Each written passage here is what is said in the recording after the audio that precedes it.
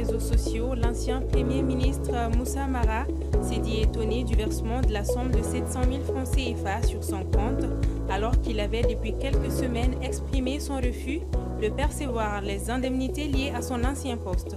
Les détails à suivre dans cette édition.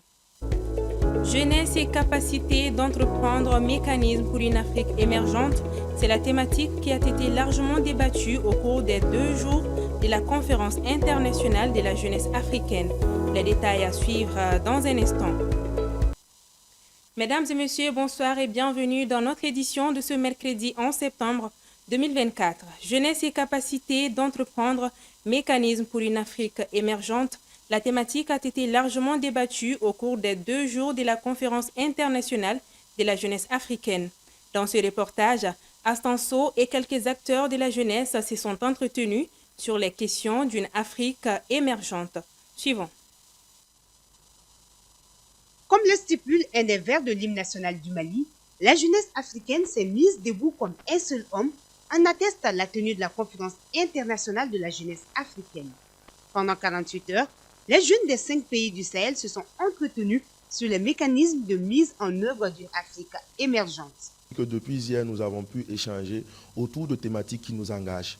Et au sortir de cette rencontre, nous espérons donc pouvoir aboutir à des engagements et bien sûr à des recommandations pour qu'ensemble nous puissions passer à l'action, pour qu'ensemble nous cessons d'être passifs et qu'ensemble nous puissions être actifs pour un Sahel dont nous rêvons. Étudier n'est pas seulement synonyme à avoir un poste dans le gouvernement, on peut entreprendre aussi pour faire sortir les pays dans les crises. Et puis ça a été une occasion pour nous aussi de rencontrer nos camarades des pays voisins, les camarades jeunes des pays voisins, vu que la conférence a regroupé les pays, le Tchad, le Niger, le Burkina, la Guinée, le Mali.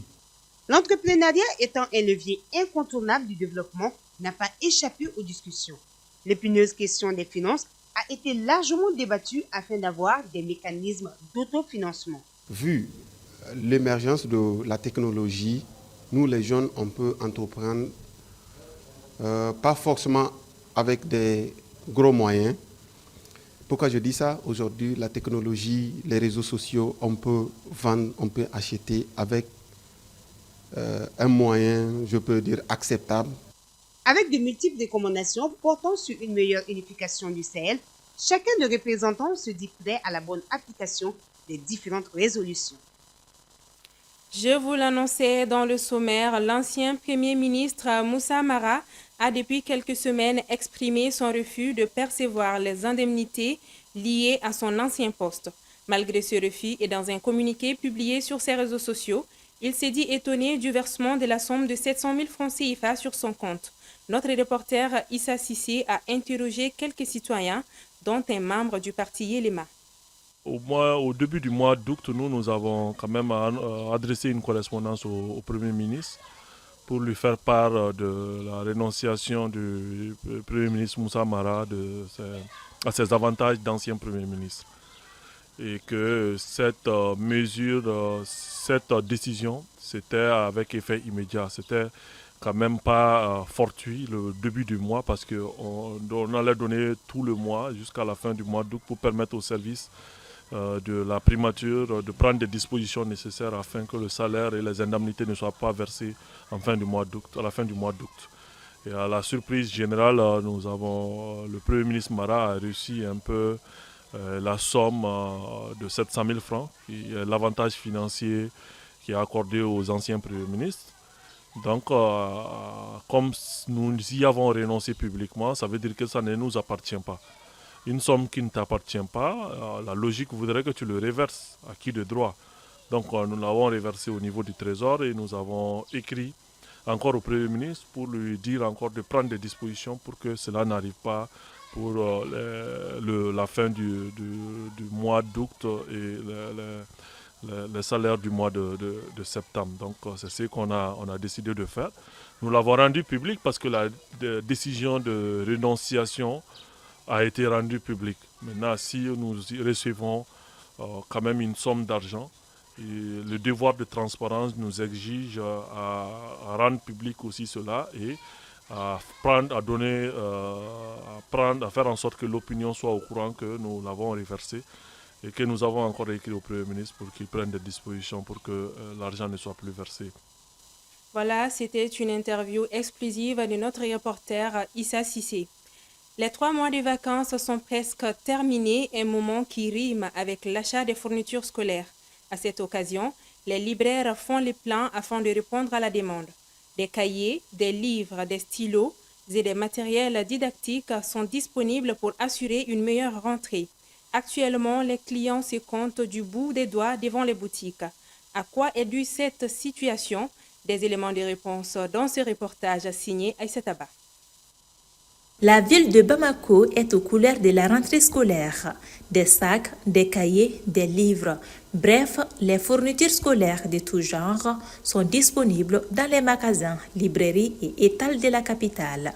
Malgré les plans dans ces boutiques spécialisées, l'affluence n'est pas au rendez-vous, mais les commerçants semblent s'y habituer à la dernière minute des clients. Pour cette rentrée, nous avons fait le plein pour que chaque enfant puisse avoir ses fournitures. On sait que ce n'est pas facile. Actuellement donc, on donne les articles moins chers. Il y a des cahiers, des sacs, des livres. Tous sont disponibles pour les élèves. Seulement au Mali, les gens aiment faire leur achat à la dernière minute. Cette rentrée coïncide avec plusieurs difficultés comme les catastrophes naturelles et la conjoncture économique. Tout cela fait que les clients se font un peu rares. Nous ravitaillons les grossistes et les détaillants. Ce qui est sûr, chacun trouvera son compte. Compte tenu du contexte économique difficile du moment, les rares clients rencontrés se confessent à notre micro. Parce que c'est bientôt. Je suis là pour l'achat des fournitures scolaires de mes enfants.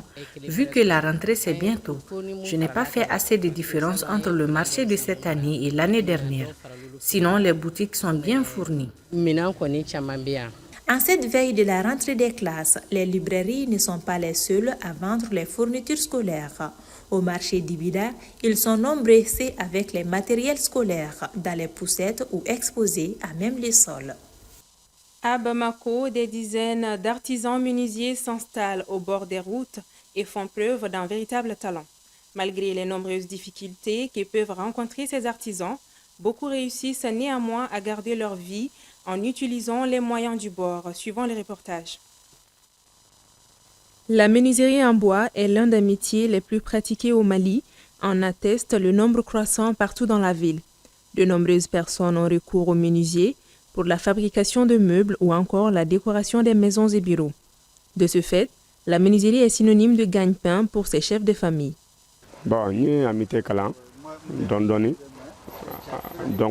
J'ai appris la menuiserie sur l'État avant de devenir mon propre patron et confectionner mes propres meubles. Aujourd'hui, j'emploie de nombreux jeunes, dont certains travaillent exclusivement dans mon atelier. Tout est une question de consensus. J'ai également commencé comme eux. Nous proposons 4 types de fauteuils ici et nous nous adaptons au budget et préférences de nos clients.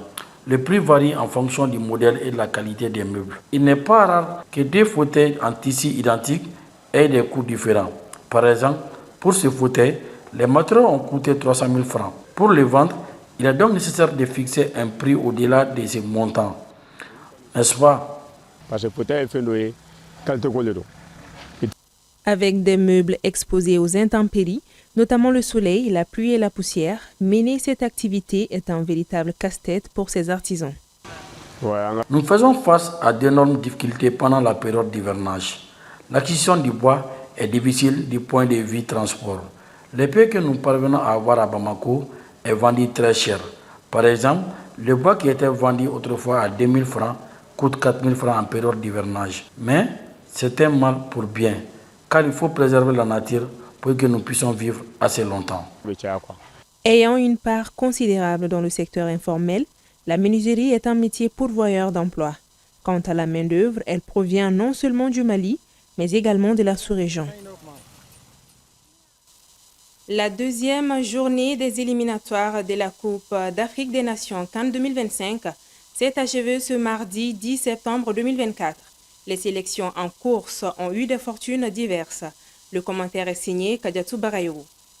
Au total, 48 pays, répartis en 12 groupes de 4, briguent un des 23 tickets qualificatifs plus le Maroc, pays organisateur, pour participer à la prochaine CAN en 2025. Et ce sont les 2 premières nations de chaque groupe qui se qualifieront pour cette phase finale. Après les rencontres des 2 premières journées de qualification, bouclées hier mardi 10 septembre, les pays maghrébins ont fait respectivement le plein dans leur groupe. 2 victoires sur les 2 matchs. Tunisie dans le groupe A, Maroc dans le groupe B, Égypte dans le groupe C et Algérie dans le groupe E. Pareil aussi pour le champion en titre, la Côte d'Ivoire dans le groupe G, ainsi que l'Angola dans le groupe F et la RD Congo dans le groupe H. L'une des sensations lors de ces 2 premières journées fut sans doute la dernière place du groupe F occupée par le Ghana avec 1 point. Grand favori après le tirage au sort et la domination de l'Angola et le Soudan avec 3 points respectivement à la première et deuxième place du groupe. Même le Niger devance l'ogre ghanéen. Le Mali, malgré sa victoire 1-0 contre l'Eswatini dans le groupe E, reste derrière le Mozambique qu'il avait rencontré à un match nul vendredi à domicile. Même scénario pour le Sénégal, derrière le Burkina Faso dans le groupe L et l'Afrique du Sud aussi derrière l'Ouganda dans le groupe K. Quant au Cameroun,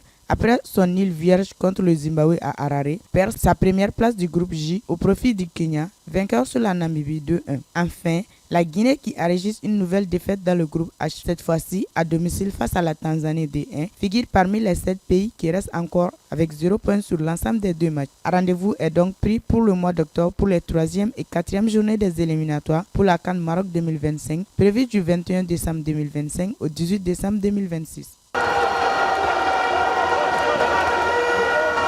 De sport, place à l'actualité internationale commentée ici par Anatou Maïga. Les députés indépendants de Diegonefla Tonla, Dominique Zegoua, qui a fini par rejoindre le groupe parlementaire RHDP au pouvoir, a rejoint les rangs du PDCI ce mardi 10 septembre 2024 pour œuvrer avec Tidjane Cham à la conquête du pouvoir d'État lors de la présidentielle de 2025. Dominique Zegoua a affirmé face aux caméras qu'il est un politicien et a décidé d'adhérer au Parti démocratique de Côte d'Ivoire PDCI, faisant savoir qu'il le fait à la maison du parti, au siège du PDCI sans aucune pression ni aucune contrainte. Dans sa correspondance envoyée récemment au Conseil de sécurité de l'ONU et signée par l'ambassadeur Taye Selassie, ministre des Affaires étrangères, l'Éthiopie a réitéré sa position selon laquelle l'utilisation des ressources naturelles relève de la juridiction nationale des États et que les différends relatifs aux eaux transfrontalières devraient être résolus par le biais de mécanismes bilatéraux et régionaux.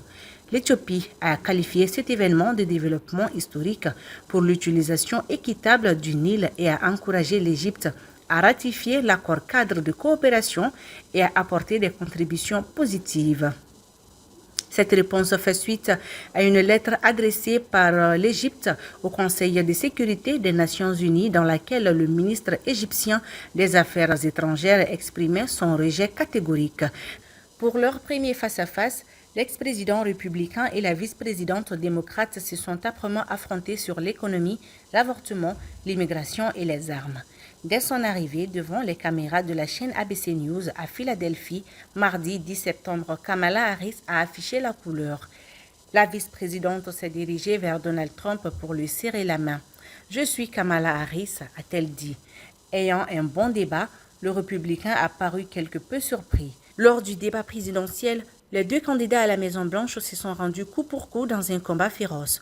Sans surprise, les 2 rivaux ont présenté des visions diamétralement opposées sur les questions internationales.